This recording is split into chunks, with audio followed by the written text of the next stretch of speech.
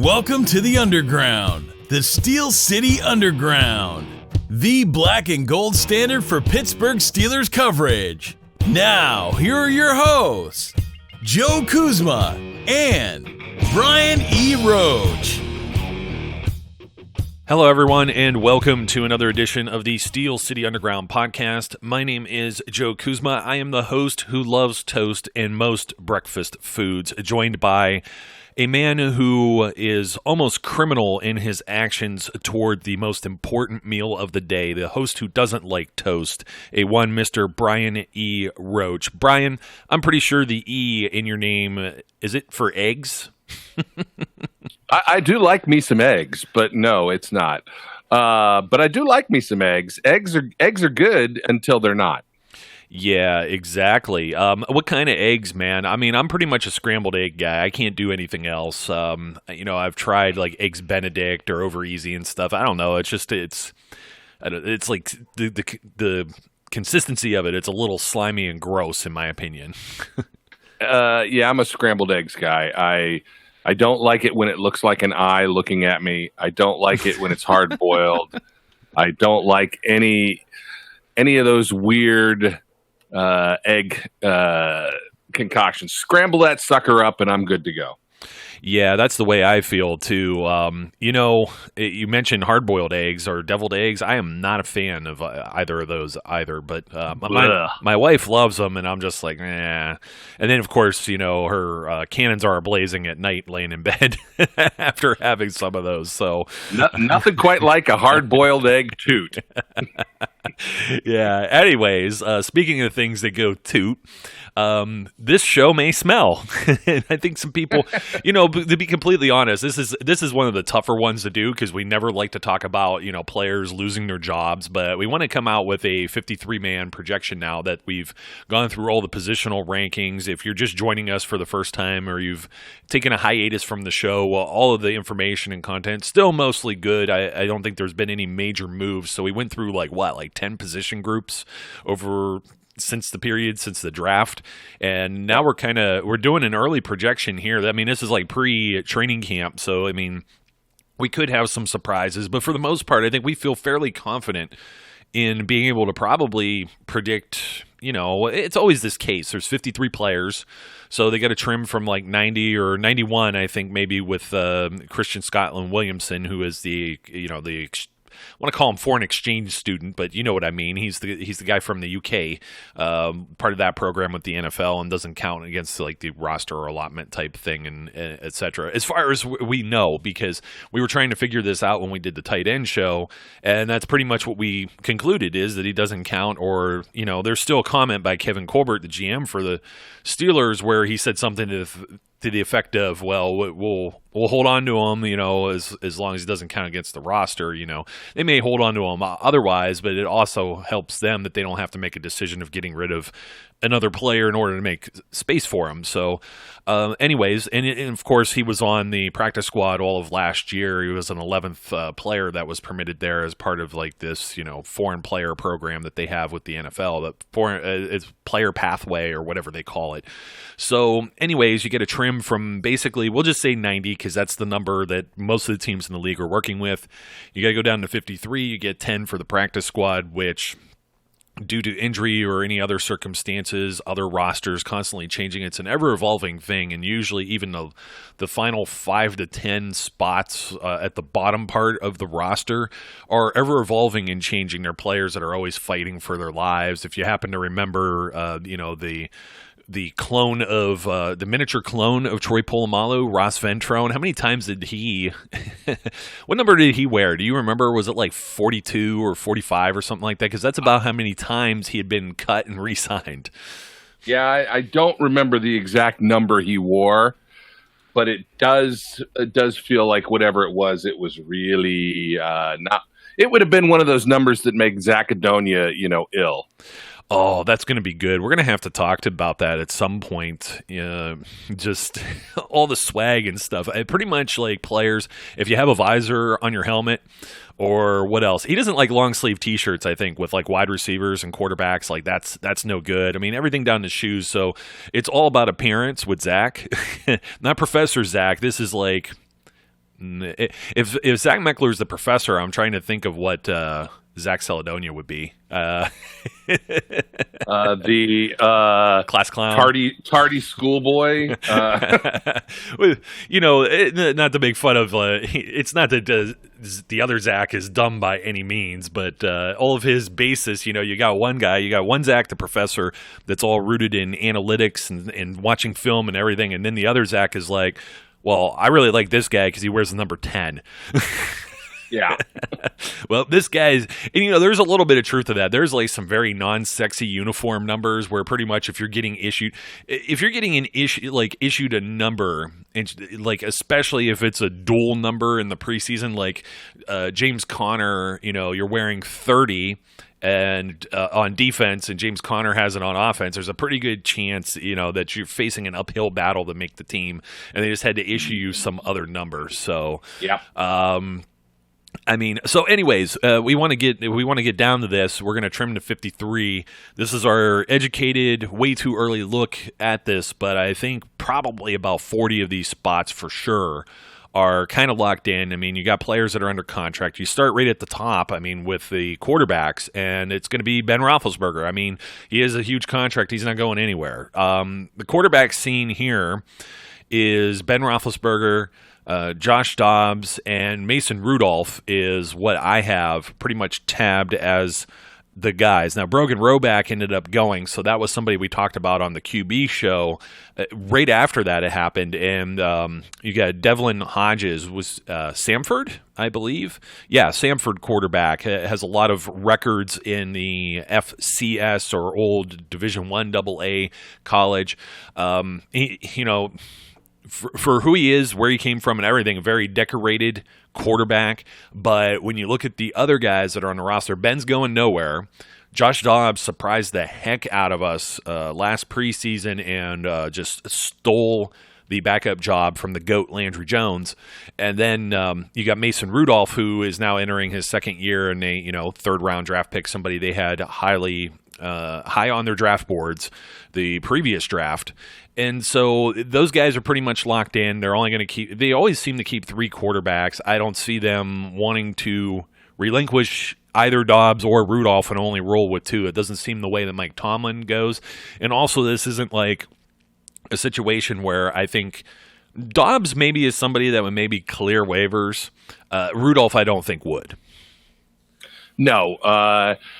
This is the least controversial probably of all of the position groups.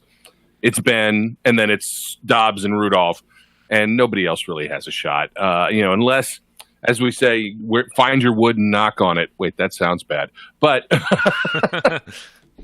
I found it. Yeah, there you go. Thank you. That's it. That's the wood.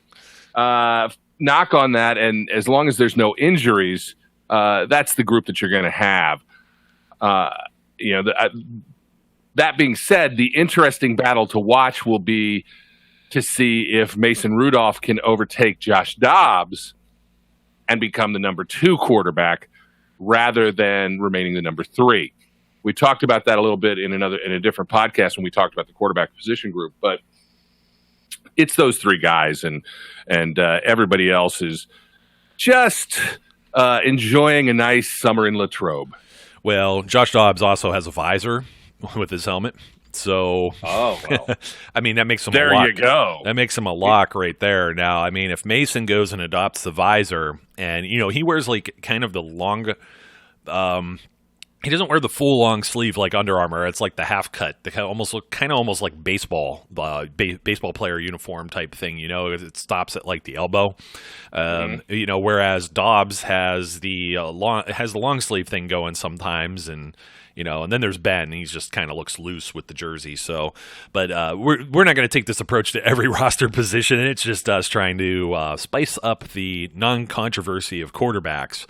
I don't think there's really a controversy at the running back position either. I think the Steelers keep three. That's kind of been their MO for many years, and as part of that, a fourth would be fullback Roosevelt Nix. So you're looking at pretty cut and dry here. James Conner, Jalen Samuels, Benny Snell. Of course, I'm finding that wood and knocking on it. All of these projections are barring any injuries or things otherwise that would result in these players being unavailable and creating an opportunity or spot for someone else. So we're assuming full health here heading into, the rest of your offseason workouts and training camp that's coming up. Did I mention it already? Connor, Jalen Samuels, Benny Snell. What round was Benny Snell? 4th round this year? Yeah. Right? Yeah. Okay. I was getting confused. I'm like, was he 5th round? Jalen Samuels was the 5th rounder last year. So, and Jalen Samuels got some snaps last year. There's a lot of hype with Benny Snell. We talked about on the running back show whether there would be a committee or not, but pretty much outside of these three guys here and then Roosevelt Nix, I mean, they have a lot of investment in everyone in one way or another, either by recent draft pick or somebody that's had playing time or substantial playing time. Connor, of course, being a Pro Bowl selection last year. And like I said, and Nix is a year removed from being a Pro Bowler at the fullback position. Looks like he's starting to catch the football too. They've actually integrated him a little into the offense here or there. So I think this one's pretty much set in stone. I mean, there's some other running backs that are kind of like toiling, behind these guys. There's another Edmonds brother with Trey Edmonds. We talked about like a Trayvon McMillan, or people were also saying that Ralph Webb looked real sharp. I mean, these are the guys that are, they're going to cut their teeth as maybe a practice squad type guy, and they get to prove otherwise. And really the opportunity would be there is if something happened to one of the other players and somebody had to be moved up or down the roster. So it's tough to, talk about that with some of these guys and say, hey, pretty much, sometime in August heading into September, they're not going to be a member of the Steelers anymore. But it's just the business, it's the mathematics, and this one's pretty much cut and dry. Yeah, it's the real question will be whether any of those, certainly maybe one of them, depending. But who ends up being practice squad fodder and sticking with the team in that way, because between the guys that we didn't mention, that you talked about, Trayvon McMullen, Edmonds, and there's one other one. Oh, Webb. Webb was the other one. They're not going to be kept on the roster. They're not making the 53. It's just not going to happen. Yeah, Malik Williams is another one that's there as well. And I forgot him. Yeah, I'm trying to mention as many as possible. And there were a few moves at the bottom half because Ralph Webb, is one of the more recent additions to that roster. So, we're trying to catch everyone, at least get them their mention if we can. But as you can see, those two positions are very easily cut and dry. Now we get into something that's very interesting, because on the last show we talked about this a little more extensively than we may on this one, is the wide receiver group.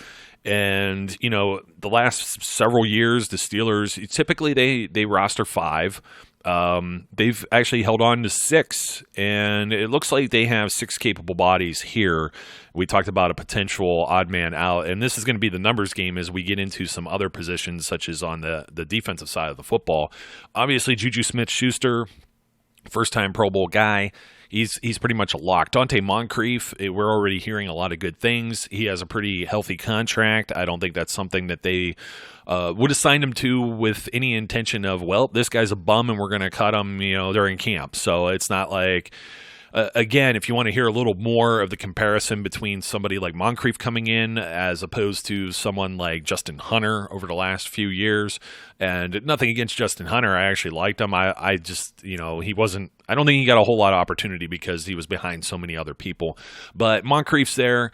James Washington, obviously, second-year player. They'll ride that through 4 years unless he absolutely bombs for some reason or it becomes a locker room distraction or anything. And from all intents and purposes, there's no reason to believe that at this time. Eli Rogers was brought back. Ryan Switzer was acquired in a trade last year. And then there's a third-round pick in Deontay Johnson, the rookie from Toledo. So it, for all intents and purposes, kind of looks like a shifty AB kind of guy. We see the smaller, receivers like that, the route runner guys like Roger, Switzer, and Johnson as part of this bottom half of the roster. And we discussed this on the wide receiver show. We think, okay, Juju, Moncrief, and Washington. So you got 3 spots. I believe they keep 6. They keep everyone we named. But if they happen to go with only 5, it's probably a battle between Roger Switzer and the rookie. And you got to assume the rookie's going nowhere. And they'll take some time to develop him even if he's not ready. So then it comes down to Rodgers and Switzer. And like I said, Switzer's taken over the special teams duties last year. He didn't look bad doing them. So when you have versatility like that, this is something that Mike Tomlin and his coaching staff like.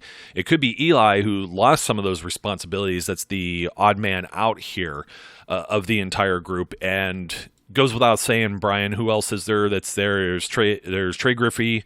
There's Deontay Spencer that come over from the CFL. There's Johnny Holton, who's been a practice squad holdover with other teams. There's Tevin Jones. And, 2 of those guys, and Griffey and Jones, were on the practice squad majority, if not all, of last season as far as 2 wide receivers they kept out of their allotment of 10 practice squad guys.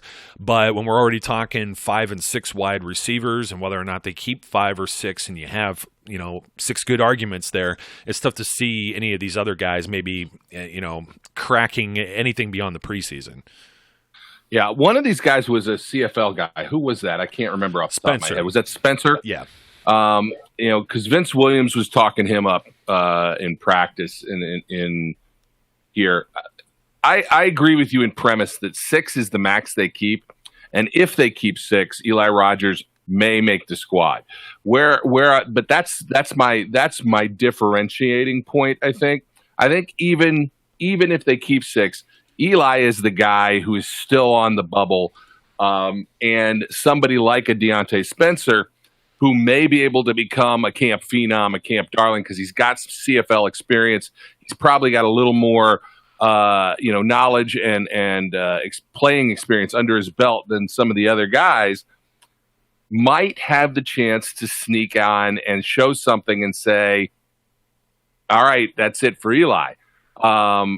We talked about that in the wide receiver show, that Eli, while he is, look, Eli came to camp in a hard hat. We love Eli. He's got character. He's got panache. But he has not been a major contributor. And so I still think he's at risk. If they keep 5, I don't think there's any question that Eli is not one of the 5. But on mine, I know you have 6 on yours right now. I have 6 on mine. And Eli is still making it, but I have him italicized, which means maybe. Yeah. I have him in the same spot. And don't forget, and I don't think it was exactly released what he had done to get that game suspension last year. But, as that progresses too, if there were any other problem like that and it was more of a lengthy type of suspension, it's already a strike against him, unfortunately. Yeah. So, it's something else that is always going to weigh into your decision-making factors. And, there's just so many off-field things that end up happening too that are just – obviously numbers, games, contracts. How does this guy get along with the rest of the team? Is he coachable?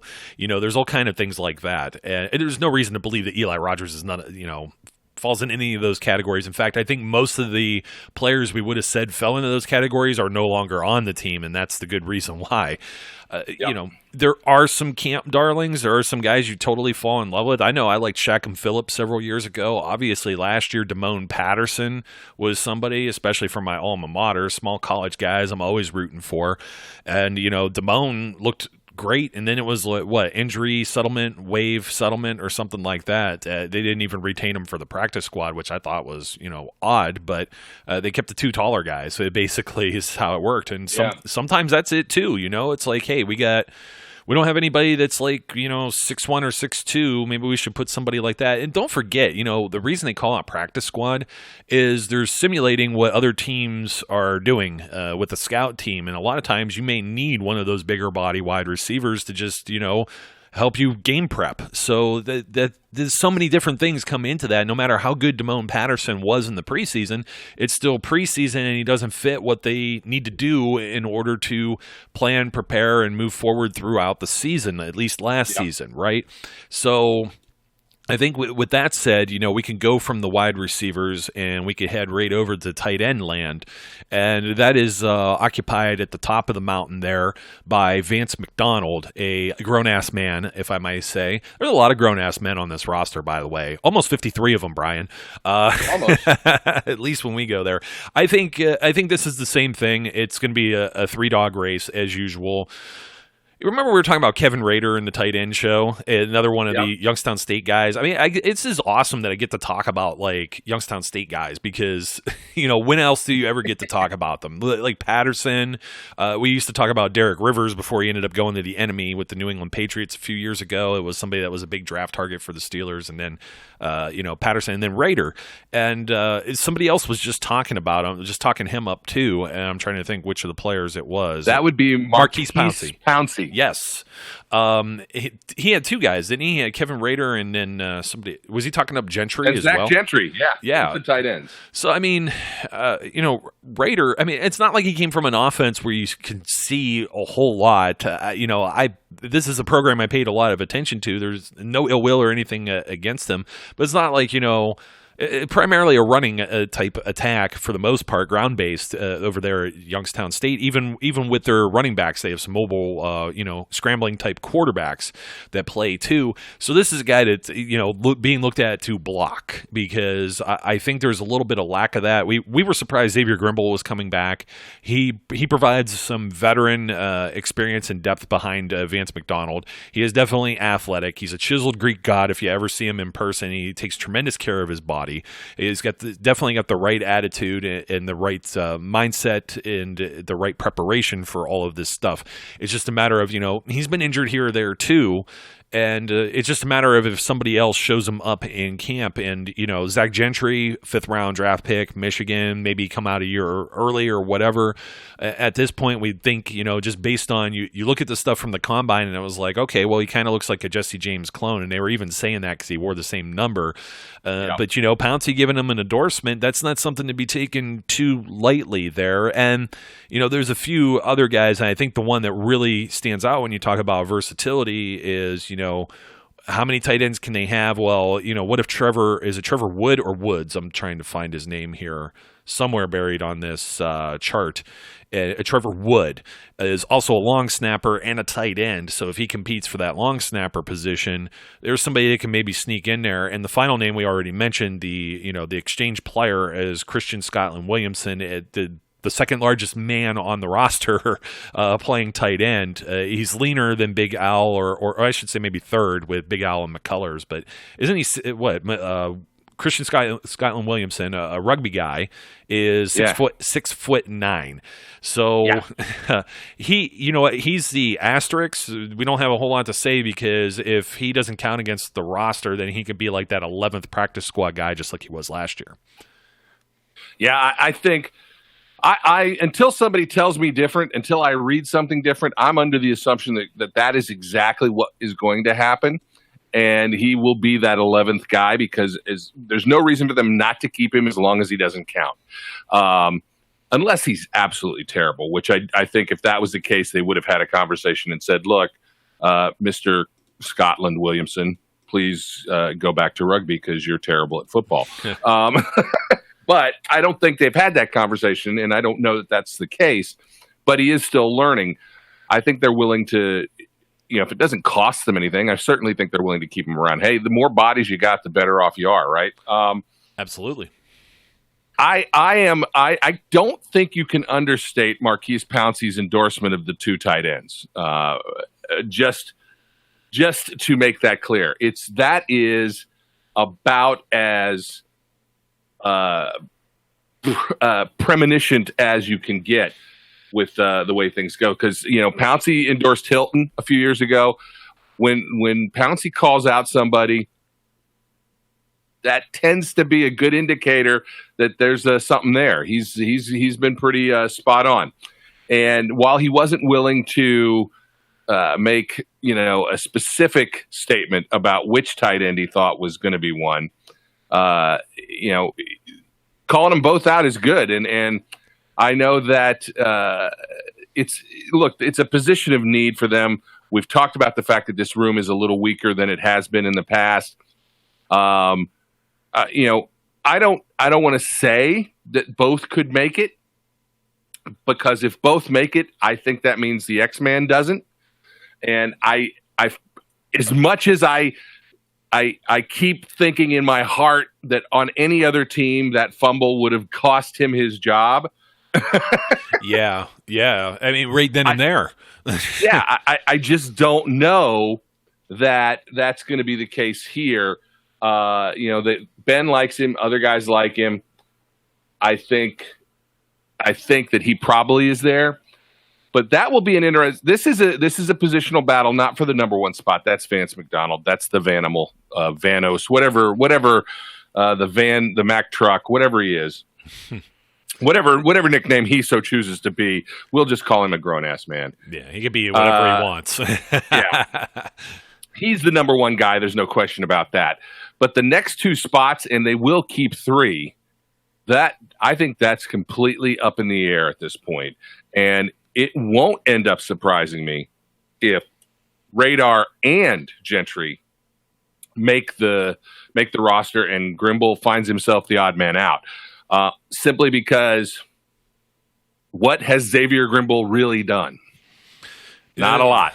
No. And you know what, though? Fitzgerald Toussaint was seemingly kind of forgiven and, given a second lease on life a few times ever since the fumble in Denver. And so, they're not necessarily, giving the scarlet letter here to Xavier Grimble, but it's interesting because it's like the one position, people are like, well, they didn't address it. Well, they don't necessarily have to. They have Vance McDonald. I know a lot of people panicked about Jesse James leaving, but I for all intents and purposes, I think they have guys that are capable of filling the bill there. And if not, there's a ton of wide receivers that can be used, even offensive linemen for that matter, that we're going to get into here in a second. I think it's funny because you use the word you use premonition as a word. And if we go with the other Zach factor, Flash Zach, not Professor Zach, with the swag, Christian Scotland Williamson has number 49, and we were talking about numbers that are like the least sexy. I think I got to put that on the list. I don't think I would buy a guy's jersey that says number 49 on it. So it's such an odd number too for like a tight end. You know what I mean? Like 49. Yeah. I mean, tight ends are almost universally 80s. And I know there was the thing about 83, and it was already issued to Kobe Hamilton. I mean, how many 80s can you give out? Most of the wide receivers the Steelers have right now, these guys are like, Juju's got 19, Moncrief has 11, James Washington has 13. Guess who has tentatively penciled in as 83 right now is Deontay Spencer, which is kind of weird. So Jesse James's old 81 goes to Gentry for now. Xavier Grimble's been wearing 85, Vance McDonald with 89, Rader with 87, Trevor Wood with 88. It's like, can we expand the numbers for, I understand it's by position and, things of that nature, but that's kind of silly. Yeah. I think 49, that would be the what do you want to say, oh, well, you said premonition, but I was looking for another word and lost it. But it's kind of like, okay, this guy's got 49. What's that going to be? So, so speaking of, it's like you talk about lesser sexy numbers. You don't see a lot of people wearing a lot of these ones, but you do see 78 around. I think the offensive line. So far, let's recap this so far since we're still on offense. So we have 3 quarterbacks, we have 3 running backs and a fullback. That's 7. We both have 6 wide receivers, so that takes us out to 13, and 3 tight ends takes us to 16 players. Yeah, this is You're where good at math. I do the maths. This is where it's going to be interesting because usually on game day, how many guys usually get a helmet? There's usually a couple of linemen that are inactive, but I looked over the previous years, and the Steelers usually retain 9 offensive linemen, even if only 7 or 8 of them are active on game days, usually 8. And, they're pretty much what's that, Bri? Oh, okay. So I know you're getting excited here. This is an offensive lineman. This is what usually gets the professor excited. So calm down there, buddy. So the starting 5, all locked here, and again, I got to say, all intents and purposes, sounding like a broken record, but BJ Finney signs his tender and he's in too. That gives you 6 because, the starters here are Alejandro Villanueva, Ramon Foster, Marquise Pouncey, David DeCastro, and we're just going to pencil Matt Filer in as a starter since he was last year. And I believe since he already retained that spot, there's no reason to believe he's going anywhere. You go out to BJ Finney as 6, and I say they're going to have 9. Nice. You got to go with there's like a four-way race here with Chukwuma Okorafor. I think he's in, so that makes 7. Then there's Zach Banner, there's the rookie Derwin Gray, and then there's the snake-bitten, often injured, can't get on the field guy in Gerald Hawkins. What year is this now for Hawkins? Is this year 3 or year 4? But he can't stay on the field. I think this might be the last year. I can't remember now. I think so, too. I'm going to you know what? I drew a blank on that, unfortunately, too. We are the least prepared team in all of sports talk. Sometimes. There's some guys coming to camp that I'm moderately excited about seeing. There's Fred Johnson, there's Garrett Brumfeld, there's J.C. Hassenauer, who was with the Birmingham Iron. There was somebody else that we missed somewhere that was a Birmingham guy. Oh, you know what? That's on the defensive side when we get there. AAF, former, AAF players, they got a little bit more time and in film. And you have to think that Derwin Gray, what can you say, though? It's usually 7th rounders isn't necessarily – not a lot of 7th round picks usually make rosters. But if they're going to make a roster, or you're going to be undrafted and make a roster, it's usually the offensive line, at least in the Steelers' case. It is in a few others as well. I mean, you have to retain a lot of linemen. There's some guys that are going to probably end up on the practice squad as well. And, I see them keeping 9. I think my odd man out is Gerald Hawkins, just for the sake of the clock is ticking, and he's got to do something. He's got to make his statement. He's got to kind of plant his flag and be like, I belong here. Just because when you miss that kind of time, I mean, the patience has been there, obviously, and it's somebody that they want to invest in. But if you can't be out there, the best ability is availability. Yeah, I guess this is my offensive line bias showing through, but this is one of the spots where we have a difference. You have 9, I have 10. Ooh. And the reason I have 10 is I didn't let Gerald Hawkins be the swingman. They kept him and they kept everybody else. It's interesting. I can't wait to see where you trimmed from, but I think we'll be getting there shortly. Yes, we will. So 9 is generally, I look back just like you did. 9 is usually what they keep. I think that I saw once they kept 10 offensive linemen, but I can't remember for certain. It's a lot at a position, but Gerald Hawkins showed a tremendous amount of promise when he was drafted. I think if he can tie that all together and make a showing, it will be hard to get rid of him and cut loose. Now, again, here we go, the knocking.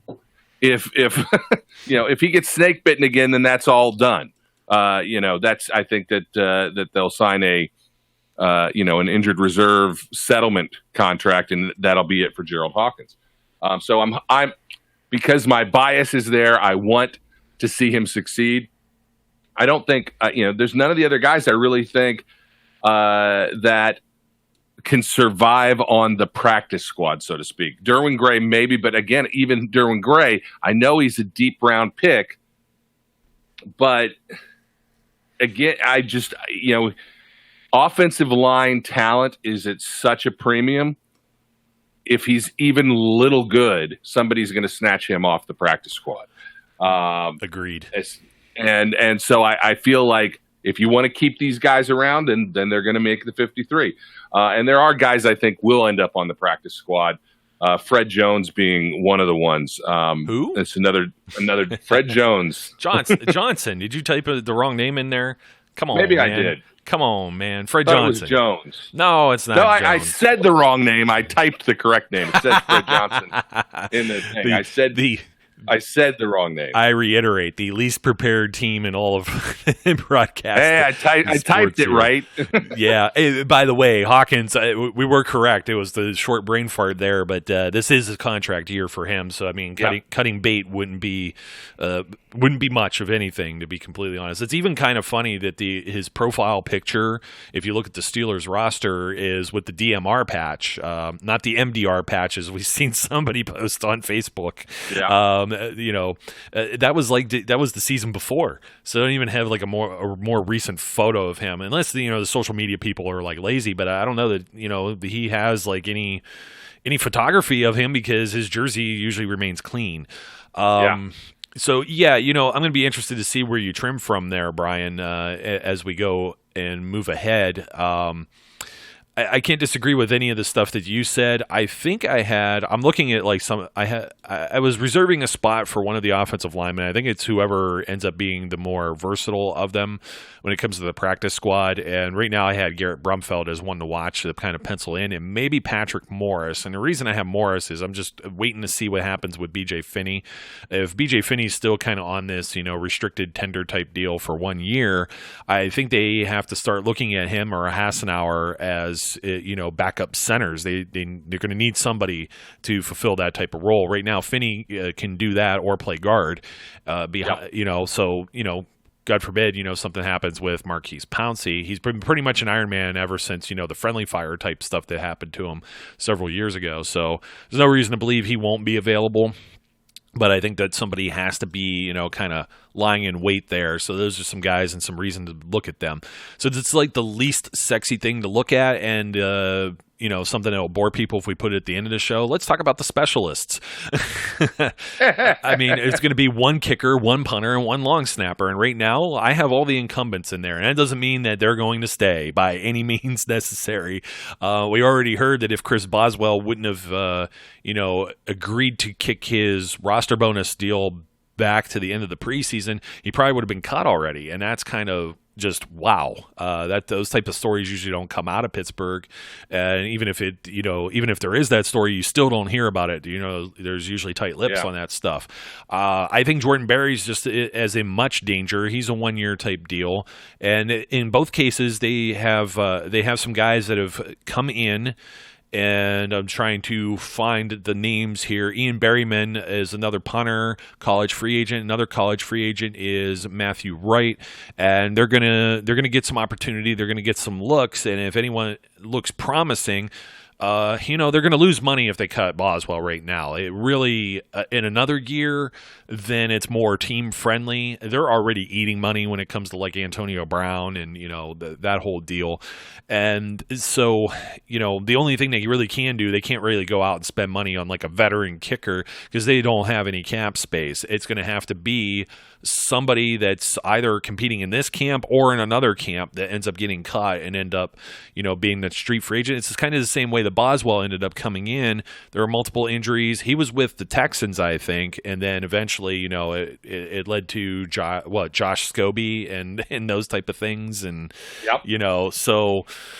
They tried to go that route, and it didn't work out for them. So as far as a specialist, I wouldn't say that Cam Canada is necessarily safe either. We did kind of mention this. This was the first show that we ended up doing, and back then Matt McCrane was still on the roster.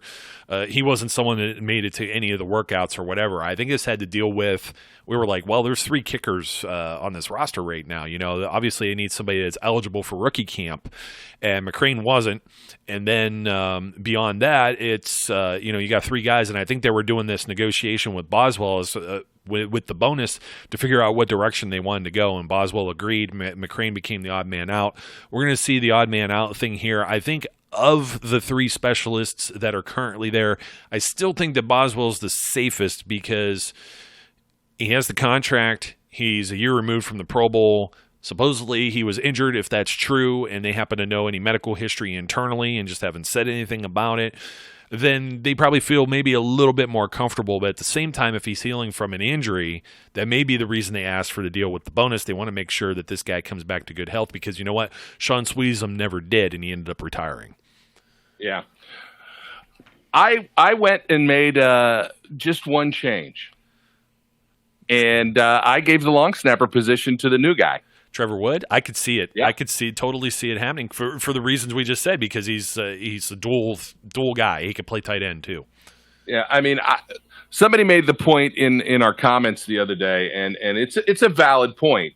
The likelihood that they would risk their long snapper playing tight end is small. Correct. Because it's such a critical position. But I don't think they would lose a tight end off the roster. But that position flexibility still means if they lost 2 tight ends, at least somebody else can play. If they were in an emergency situation, it's potentially a rectification for that. But I don't have anything against Cameron Candidate. I think he's done a serviceable job. But as I said in the first specialist show, he ain't no Greg Warren. And the GOAT. Because of that, the GOAT, Greg Warren, the GOAT of long snappers. Because of that, anyway, I can see his position as being at risk. And just to throw things a little controversy into the specialist conversation, I went ahead and gave it to Wood. Yay. I don't disagree with you. It's just a matter of the incumbents having to hold off all the new guys, and if they do that, they're in their spots. I mean, Barry was a little shaky. Barry's actually had competition in camp where Boswell did not last year, so that's again, I think they're looking at the whole process there, because if the kicker and punter are both struggling, what's the common denominator with both of those? A long snapper. So that's the other thing too is to consider Jordan Barry's the holder. So, they're going to look at that too. I mean, if the new guy, he ends up helping or making Chris Boswell improve, or even the new long snapper, and things look better in the kicking situation, either of those spots it could be in jeopardy, very much so. So as we continue through all of the numbers, let me see what I had for offense. You're going to have an extra one for defense. I have 25. And then I have an extra 3 with the specialist, so I'm up to 28. You're at 27 current, or no, you're at 20. You're the opposite direction. You're at 29. So you got one less guy on the defense. So I'm going to go to the defensive line. And this is going to be interesting to me. I'm really curious to see what you have with these other positions. But for me, I think this is locked. Unless there's going to be some unhappy campers out there that are going to be like, no, Daniel McCullers, blah blah blah. But I still think that they're interested in seeing what McCullers does, and he's still a big body that plugs the hole on special teams. I have a feeling this may be where you trimmed, but I've seen this team roll with 6 defensive linemen. And I don't necessarily know that they want to risk, if they want to have a rotation, they don't want to risk any injury or not having depth there, because we've seen how that's played out in the past too. So Cam Hayward, Stephon Tuitt, Tyson Alualu, Javon Hargrave, Dan McCullers, and then the rookie Isaiah Buggs. And I could see the argument for Buggs supplanting maybe McCullers, but I view him very much in the same vein as like a Javon Hargrave player. Javon Hargrave, the Gravedigger, is in a contract year. So there's a lot of moving parts there. I could also see some arguments. I have 2 defensive linemen actually penciled in as my guys to watch for practice squad. Casey Sales, who's previously been with the Steelers. He was another AAF guy, Birmingham Iron. And then Henry Mondow is a college free agent, so that they picked up after the draft. Excuse me. There's still a few others. Greg Gilmore's been around for a while. Levon Hooks. You've seen these guys in preseason in previous camps. Winston Craig was the other one we kind of left off. I believe he was with the Eagles, in kind of the same capacity. So he's like a street free agent type guy as well. But I see 6 here, Brian. Do you have the same number or no? I have the same exact number as you do here. The intrigue is building. And I have the same players, as a matter of fact.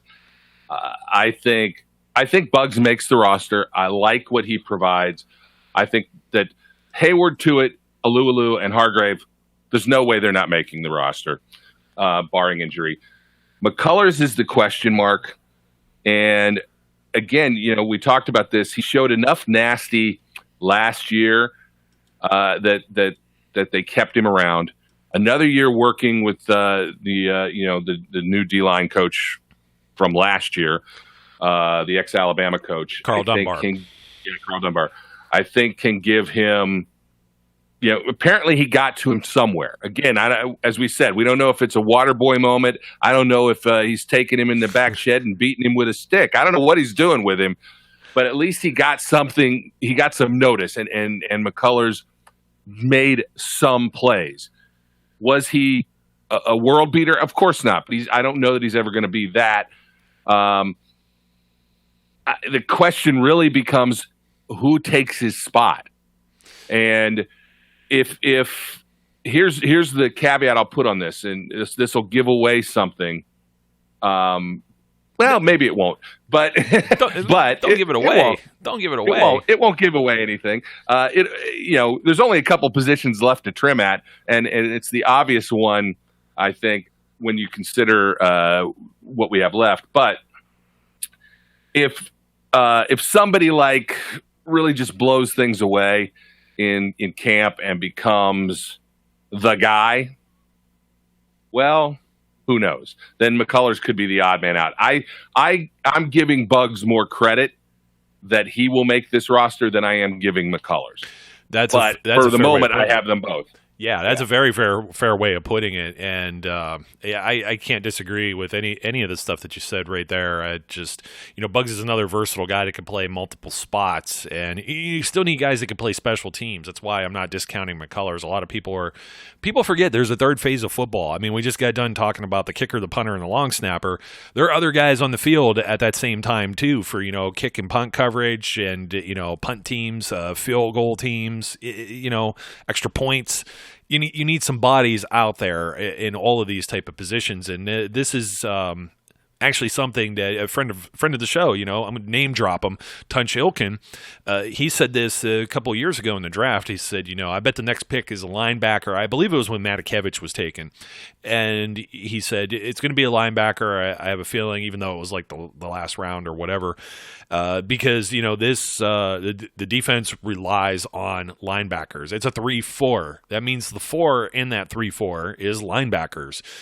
Yep. I have 10 linebackers making this roster, and this may be where you trimmed, because when I'm looking ahead here, and we know the secondary is coming up, and I know the names that people are going to want to say, hey, trim from there. But I still think they need a lot of linebackers, and for a lot of reasons. Bud Dupree is in a contract year. You got T.J. Watt, you got Anthony Chickillo, who was just recently extended for 2 years here. And those are your veteran guys. Those are your outside linebackers. It's probably going to be joined. Now, they rolled with only 3 outside linebackers at the top of the 2018 season when they started with week 1, and up until Ola Adonai ended up being healthy, and they added him back to the roster. I think who'd they end up? Was it Marcus Gilbert either went on IR, or it was when they released Matthew Thomas, I want to say, is when Ola came back. Yeah. That gave him 4 outside linebackers. Now they drafted Sutton Smith, who looks like, a beast. But he's a little bit smaller of a body than maybe you're used to. A college type of defensive end, it's going to move outside linebacker more than likely. And a MAC player, and very productive player in college, I may say. So there may be some promise there with those two, with Ola and Sutton, and I think you got to keep them there. You kind of know who Chickillo is. Chickillo has had a lot of playing time. He is started in a pinch as well, so he's valuable as that guy that's going to come in and either spell and give Big Bud or TJ a breather, or in the event that somebody gets banged up. Ola is an undrafted guy. I think he's still kind of learning the ropes. I think he can be a pass rusher. I mean, he reminds you of how 92 came into the league. He's wearing 92, the other 92, James Harrison, which, by the way, we were talking about versatility. He used to be the emergency long snapper. So, and Heath was the emergency quarterback. So, that kind of sews in the tight end long snapper thing. But anyways, linebacker-wise, those are my outside guys. The inside guys, I mean, it's kind of almost a no-brainer with Devin Bush, Vince Williams, and Mark Barron. I don't know where Tyler Matakevich is a special teams guy, but, the clock, I think, is ticking on, we know he's just a special teams guy. And when you have somebody else that could come in and play special teams and then maybe have a higher ceiling, I think he's on the bottom end of this roster now as opposed to where he was before. I know he's kind of a fan favorite. I like him, but I think we know he is who he is. Ulysses Gilbert is a rookie and brought in. So this roster position overall for the linebackers, inside or outside, cumulative has been anywhere from 8 to 10 over the last maybe decade as to what they keep, and it constantly fluctuates depending on their needs at other positions and player injuries and availability and such. So I have 10 here, Brian. I'm not sure what you got. This is, in fact, where I lost one. I got 9. And, for the most part, we're very similar. I have, the outside guys, Dupree, Watt, Chicolo, and Adnei. I don't see an outside guy that is going to take one of those 4 spots away from them. But, Sutton Smith, it depends on where he ends up playing. If he ends up being an outside guy, or an inside guy, they've tried him, or they've talked about trying him at both spots. So we'll see. But those are my 4 outside linebackers that I have on the roster. And then I labeled Sutton Smith kind of like in the middle. I have him making the team, and I'm slightly hesitant with that. Not because I don't think the kid has talent, but I don't know whether he's going to make the roster in his first season. I was laughing only because I was waiting for you to say, I don't trust him. He has 2 last names. Well, there is that, but that's not my primary fall down point. I can see this guy, he has an aura of James Harrison about him, in the sense that they both were not big guys. They both had kind of one thing that made them stand apart. They could get to the quarterback. And Harrison took a long route to get to where he eventually ended up, and really turned himself into a difference-making player. But, he was cut. He was on practice squad. He was a special teams guy before he ever got his chance to really make a move. So I don't know. Cameron Sutton is kind of my hedge guy here, in the sense that he could end up on the practice squad. He could even get cut.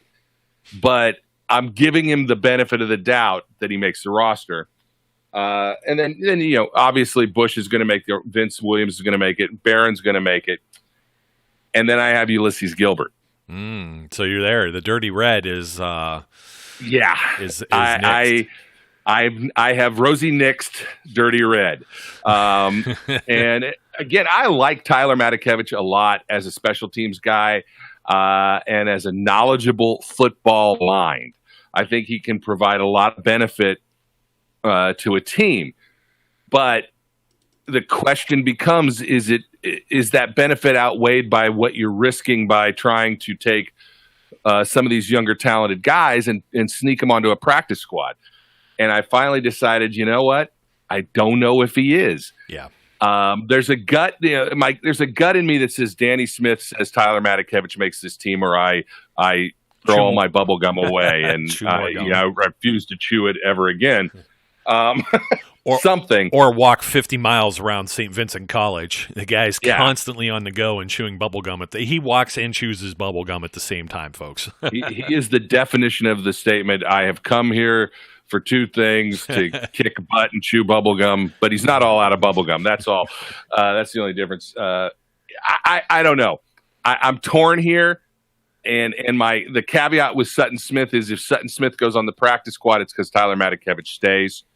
I just don't know that they'll keep 10 linebackers. Yeah, see, that's where I trimmed one of the offensive linemen, and I thought they would like Zach Banner maybe a little more. I think they actually do like Zach Banner, since he was on the active roster last year, and Derwin Gray being the rookie coming in, I think that signals the end of Gerald Hawkins. Where the special teams stuff with Matakevich, it's, I still think he's in that same kind of maybe limbo type position. Although I don't feel the same way with Sutton Smith. I don't think, it's very tough. We were talking about where they're really like 10 spots before the draft, and they only end up with 9 picks because of the move for Devin Bush. But it looks like everybody everybody has like a shot to make this roster, and I think that if they're trying to change some of their mentality going in here and how they compose this roster, I think that's where Gilbert. I don't think you can do a catch release with Ulysses Gilbert. I really don't. I definitely don't think you could do it with Sutton Smith.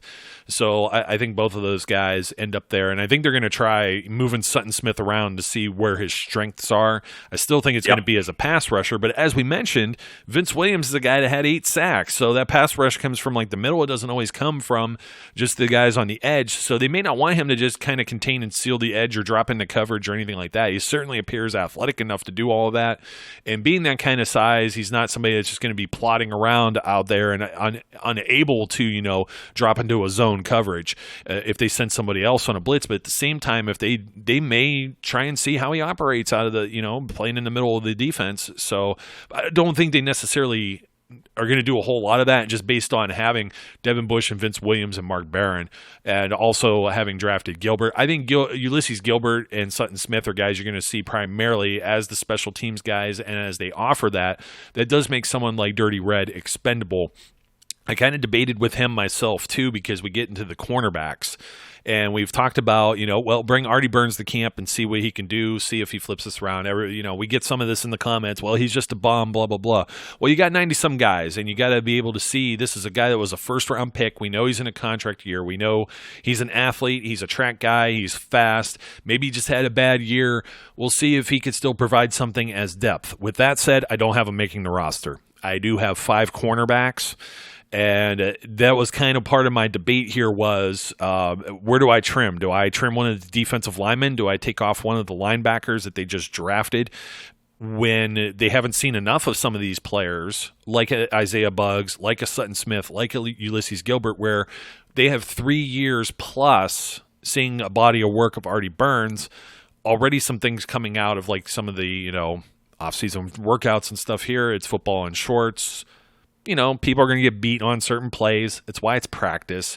I don't like when people are like, well, look at how many passes so-and-so, whatever rookie quarterback is the flavor of the day, completed, or look at this bad throw somebody made. It's like, it's practice, man. We're not taking stats of practice. It puts extra pressure on these guys to be perfectionists.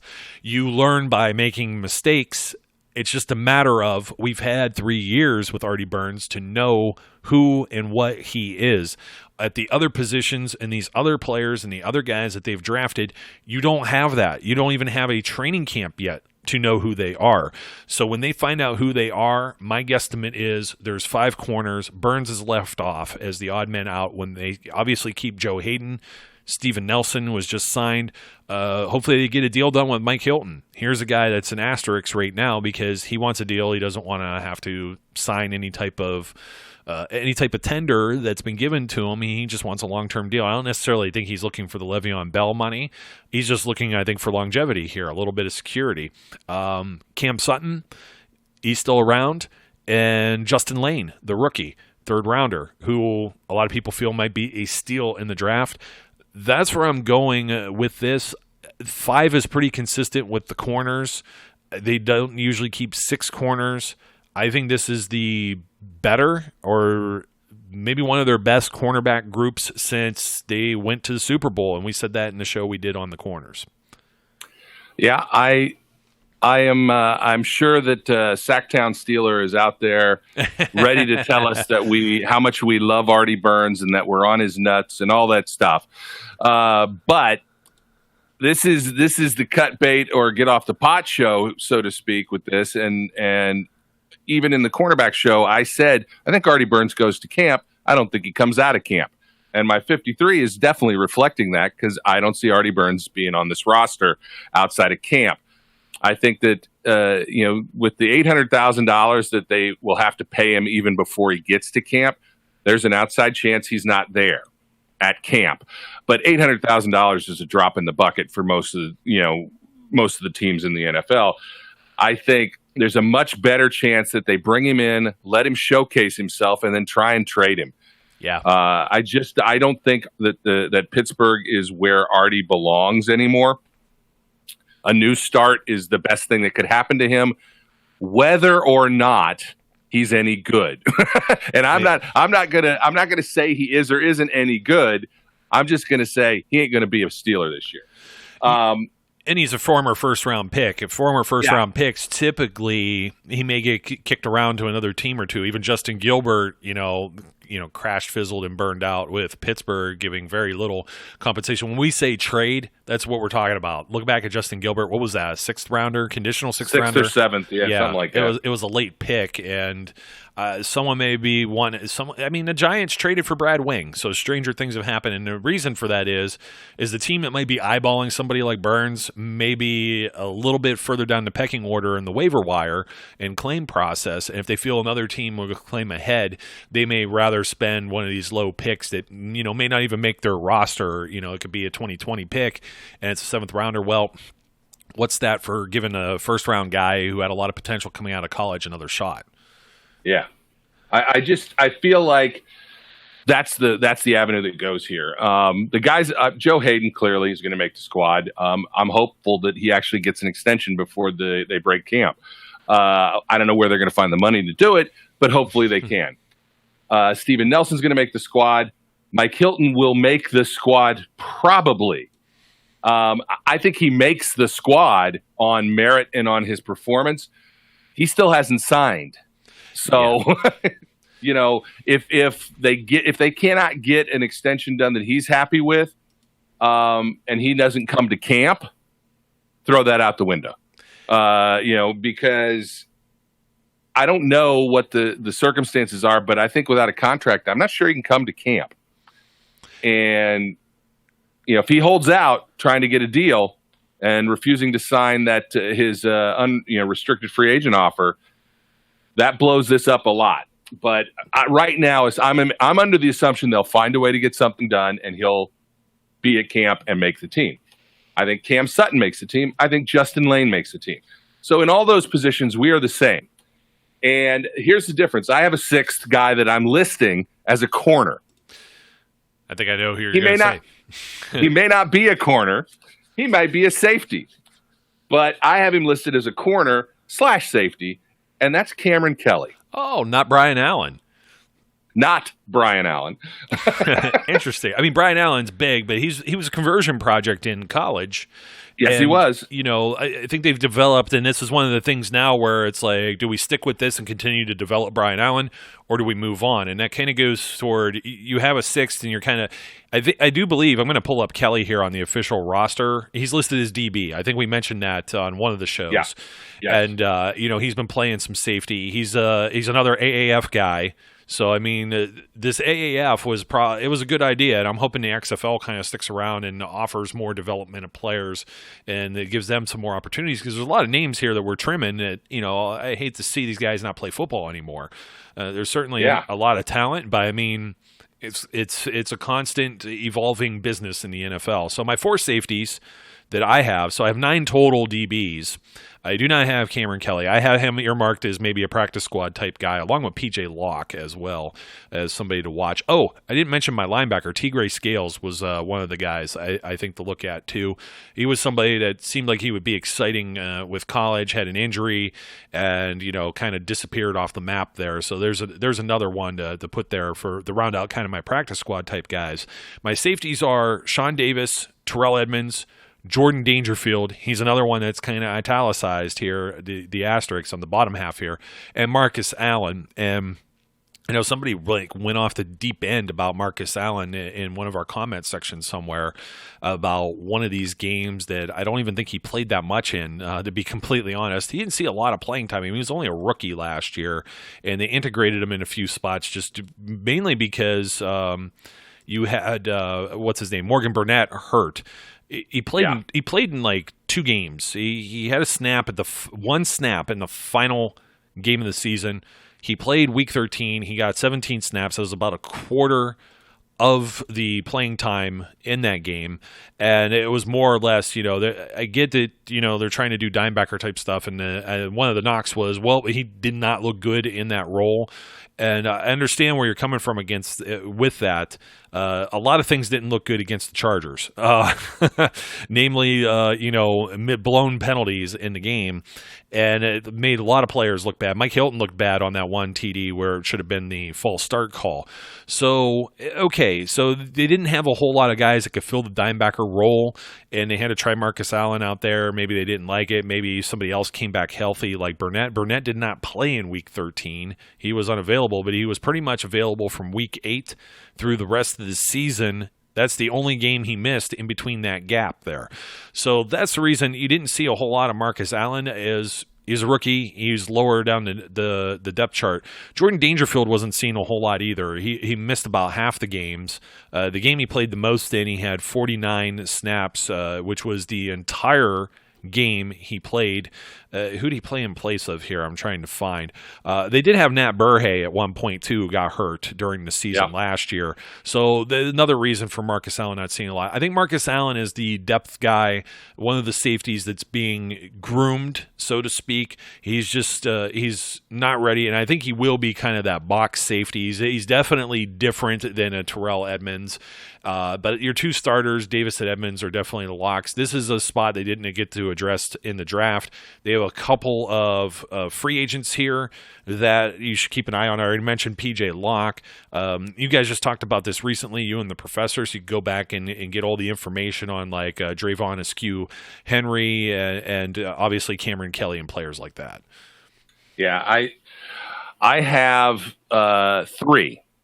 But I have 3 because Cameron Kelly is on the roster in my mind as a cornerback / safety. So he's sort of taking up a safety spot.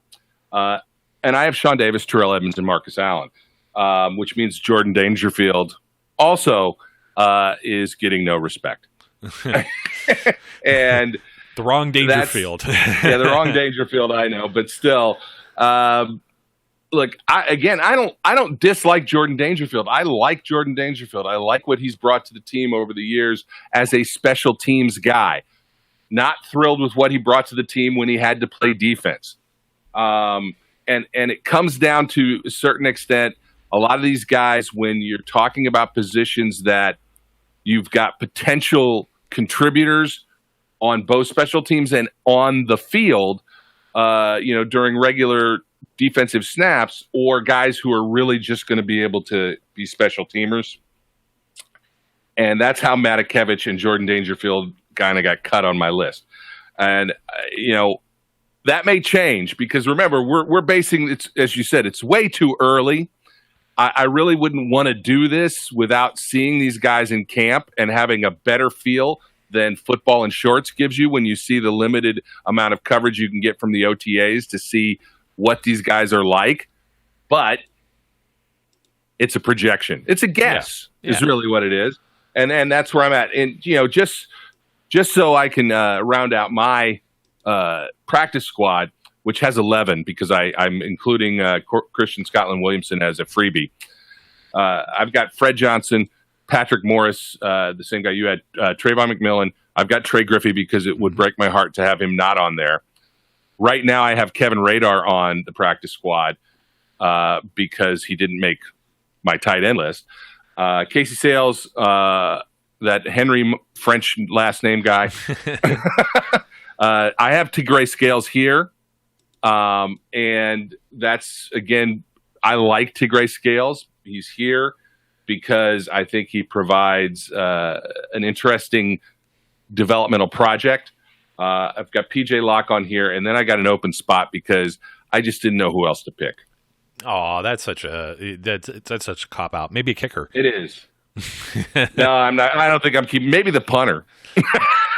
There's never any. I don't think there's ever any real reason to sacrifice a practice squad spot for like a strict specialist like that. There isn't. Any of those three. Yeah, it's just not something that's done. Even Ralph Webb could be somebody in that too. That's true. They've had, they've kept multiple running backs on the practice squad before. It's not unheard of. It just depends on how the numbers game plays out, and just with anything. So, you had Trey Griffey, but you only had one wide receiver, right? I do, and there may be another one that could be there too. Could be another wide receiver. This would go to the most unprepared, because I thought I had this filled out, and then I looked at it and realized I moved Ulysses Gilbert back up to make the team, and didn't have it filled out. That's great. So, well, hey, it was an accident. we are up against it. Very long show today, so thanks for tuning in and joining with us, folks. Don't forget to like, comment, and subscribe. Brian, would you like to like, comment, or subscribe anymore to our listeners? I like, comment, and subscribe to all of you. If you're not following us on the Twitterverse, just remember I'm at Cannons Don't Thun, and Joe's got some kind of a name. Joe _Kuzma, which is a lot easier to find. Yes. Unless you... and keep the comments coming. We love it. You guys are awesome. Yeah, obviously, for the most part, awesome. And then, other than that, we're poking fun at our one guy that doesn't like our comments about Artie Burns, and we love you too. So we love everybody. Good. We don't expect everyone to have great comments or to agree with us. And every now and then we get like one of these comments, and I just leave them with I'll leave you with the same comment that I left them, and it comes from the Big Lebowski, from the dude. It's like your opinion, man. So, until next time, I'm not the dude. My name's Joe Kuzma. His name's Brian E. Roach. We encourage all of our listeners to be safe, be good, and we'll catch you later. We would like to thank you for listening and remind our listeners to follow us on social media and our website, www.steelcityunderground.com.